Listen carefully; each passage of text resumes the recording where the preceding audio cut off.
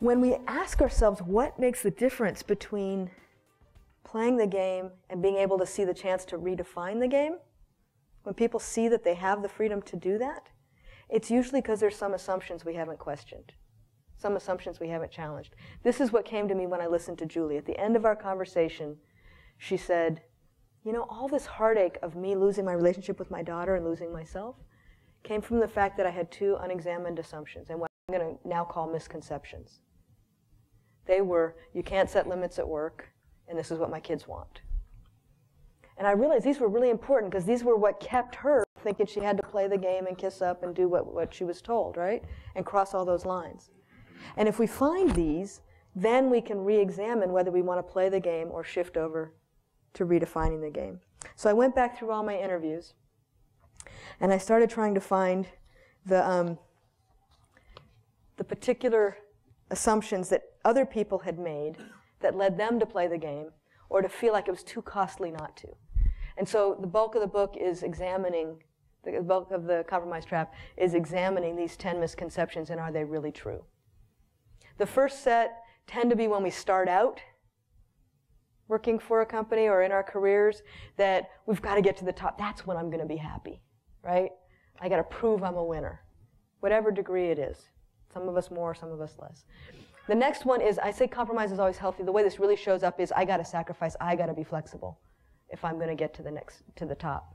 And if I work for a good company, I won't face this pressure, so I'm fine, right? You get a little further into your career, and you start to get into some unhealthy compromises, some pressures, starting to see the costs. And that's when you get into the misconceptions that have to do with, oh, I can outsource my integrity to my leader. Right? If I compromise, it's their fault. Well, this doesn't work too well. The engineers on the Ford Explorer, you remember the one that rolled over and caused terrible paralysis, really tragic things? It was the engineers that felt bad. They reported it to management, but it was on their conscience. You can't, if you're doing something wrong, just because your leader tells you, it doesn't relieve your conscience in practice. The idea that you have to go along. The engineers told the management that this is going to be a problem? Yeah, they did. And then the management didn't respond. The management didn't connect the dots. They did some interesting things. They held accounting reviews, but not safety reviews, and so they didn't turn on that part of their brains. But in the end, it was the engineers sitting in the courtroom who felt the most guilt, took it on personally. I mean, the question is, what were the managers thinking, and why didn't they show up as well? But the engineers were not able to relieve themselves of that feeling just because they had told management about it. They felt they needed to escalate it more. Yeah.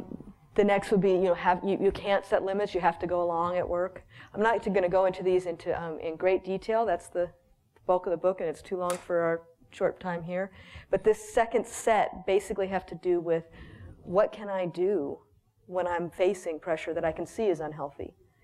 And then the third set is, if I'm going to push back, what does that look like? And this is useful both for minimizing the career suicide effects, if you're going to push back, and secondly, for not psyching ourselves out, right? If we think we're going to have career suicide if we push back, then we won't push back. So really testing what does it look like and building the skills to push back. Like the guy with the no bad loan, he did that very skillfully. He said, here's my process, tell me what I did wrong.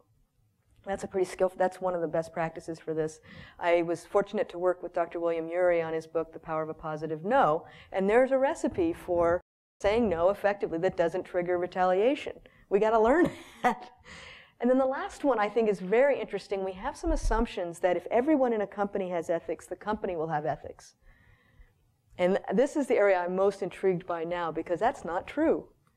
If we don't transfer promises, there are all kinds of things that have to happen for the company to live up to its promises beyond just individuals. And if we don't know that, we either get too discouraged or assume we're doing enough when we're not.